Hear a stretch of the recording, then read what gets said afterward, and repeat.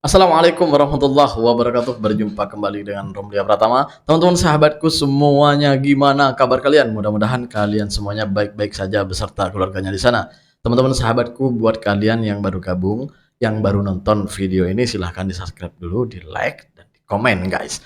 Buat teman-teman sahabatku yang udah mendukung support channel ini, terima kasih. Mudah-mudahan kalian semuanya diberikan keberkahan umur, keberkahan rezeki, dimudahkan segala urusannya, baik urusan dunia maupun urusan akhirat. Amin ya rabbal alamin. Seperti biasa guys, kita akan nge-reaction beberapa video yang lagi viral. Seperti videonya, ini dia guys.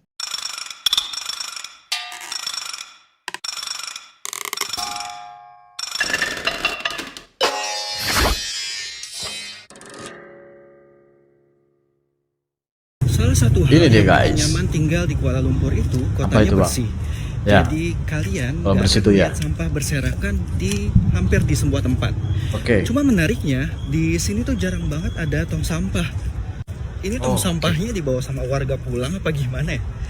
Bahkan aku udah beberapa kali lagi di luar, lagi jalan-jalan mau buang sampah, tapi harus jalan beberapa menit dulu baru bisa nemuin tong sampah yang ada di sekitaran pinggir jalan. Cuma walaupun tong sampahnya sedikit, kotanya tuh tetap bisa bersih, tetap bisa rapi gitu. Keren banget ya, warga di sini udah mulai membiasakan diri buat buang sampah di tempatnya. Saya itu pernah guys, saya itu pernah naik MRT.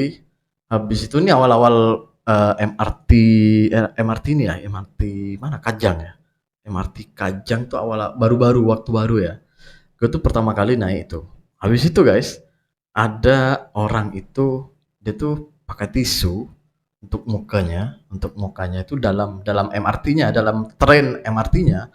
Habis itu guys, gue nggak tahu, awalnya gue nggak tahu tisu itu dibuang kemana, gue nggak tahu. Cuman gue lihat pas dia tuh pakai tisu. Habis itu gue nggak tahu dia buang kemana.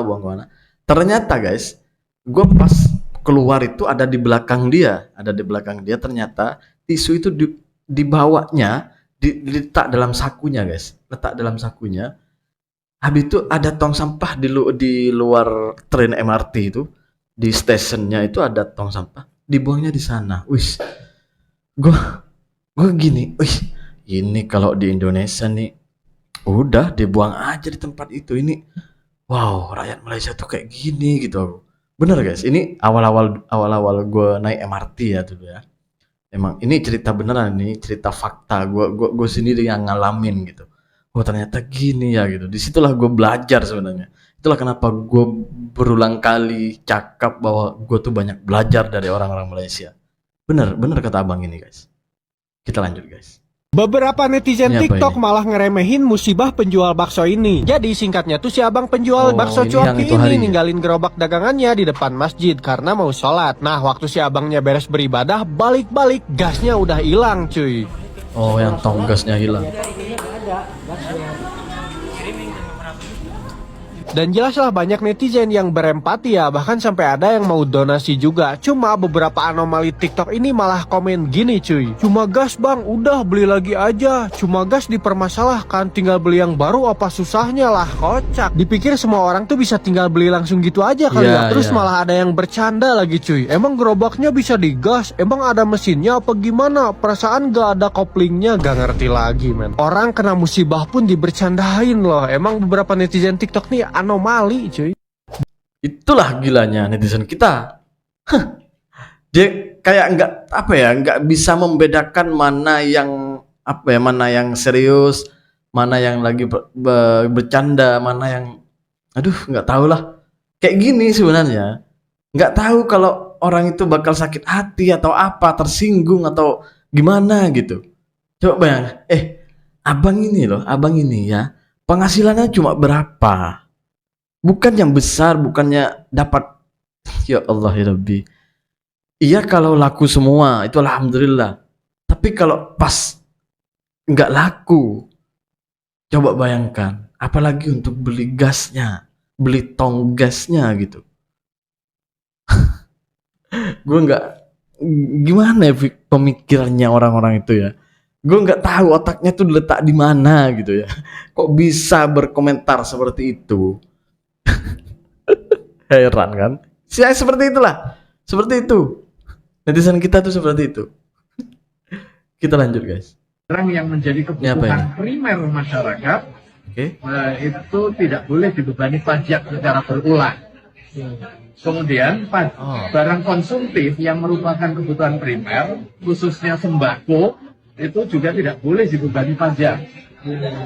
Kemudian bumi dan bangunan yang dihuni dalam pengertian dia non komersial tidak boleh dikenakan pajak berulang.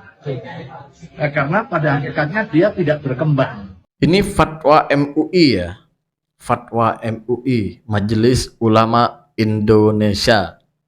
Sembako nggak boleh dipajakin, rumah nggak boleh bayar pajak tiap tahun.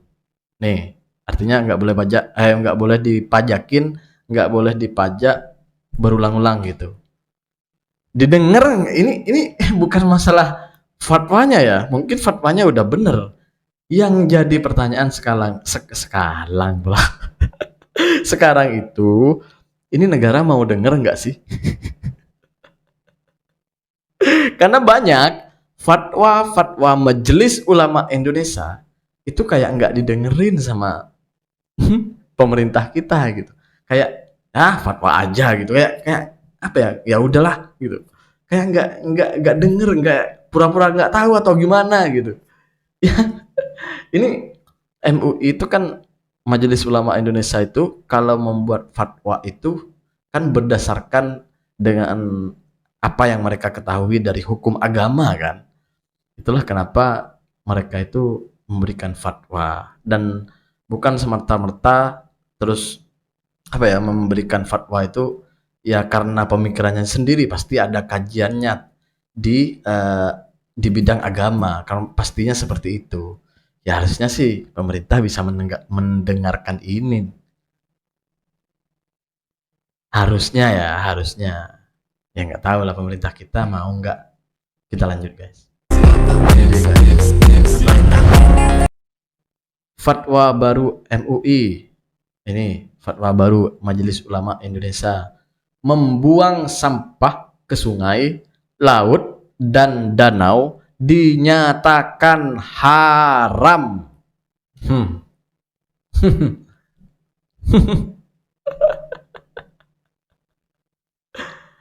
Aduh, Pak Kiai. Ya mohon maaf Pak Kiai, mohon maaf Pak Kiai ya. Fatwanya itu bagus Pak Kiai, bagus banget. Tapi ya ini perasaanku aja Pak Kiai, perasaanku aja ya. Yang sudah jelas di Al-Quran aja itu banyak yang gak ikut. Orang-orang kita itu banyak yang gak ikut. Apalagi fatwa MUI yang mengharamkan buang sampah ke sungai. Ini sebenarnya bagus. Ini harus sebenarnya. Ini bagus. Kalau diikutin nih benar-benar akan jadi seperti sungai di Kuala Lumpur nih. Yang bersih, yang cuma persoalannya sekarang itu ini ada orang-orang itu bakal ngikutin atau enggak gitu. Ini haram loh ya. Karena udah kayak apa ya? Ada lah banyak lah fatwa MUI itu kayak nggak didengerin sama orang-orang kita gitu. Kayak ya udahlah gitu. Apalagi masyarakatnya, orang pemerintahnya aja nggak denger sama fatwa MUI. Aduh, nggak tahu lah. Kita lanjut aja guys. Ini apa ini? Momen murid SD Papua. SD ini sekolah dasar ya. Kalau di Malaysia itu kayak apa? Sekolah rendah ya, sekolah rendah. Rayakan Hari Guru Nasional dengan berikan sayur dan buah. Masya Allah. Ini buat ngasih gurunya ya, karena nggak bisa beli hadiah, nggak bisa ngasih hadiah semewah orang-orang itu ya, yang orang punya uang, mereka kasih sayur guys. Masya Allah, Masya Allah. Ya Allah, ya Allah, ya Allah, ya Allah. Bener-bener terharu bener-bener guys. Ada apa? Singkong ya, apa? Ubi kayu, nanas, daun ubi kayu, sayur-sayur. Ya Allah, demi menghormati guru loh. Mereka itu nggak menyerah, apapun dikasih. Bahkan sampai ubi kayu aja dikasih. Ya Allah ya Rabbi, ini gimana ya?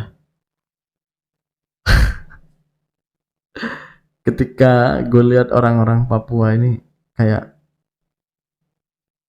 gue gini guys, pemerintah tuh apa nggak merasa berdosa gitu ya?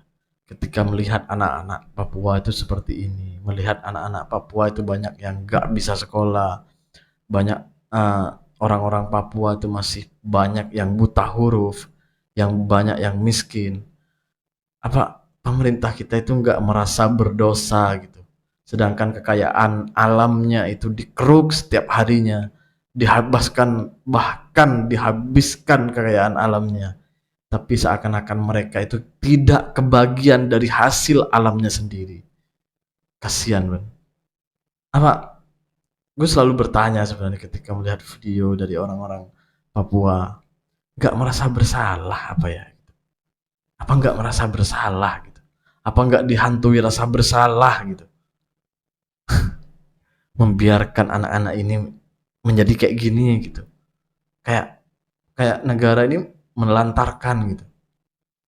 Ya, gue sih masih berharap ya di bawah kepemimpinan Bapak Prabowo ini bisa menyelesaikan terutamanya konflik yang ada di Papua.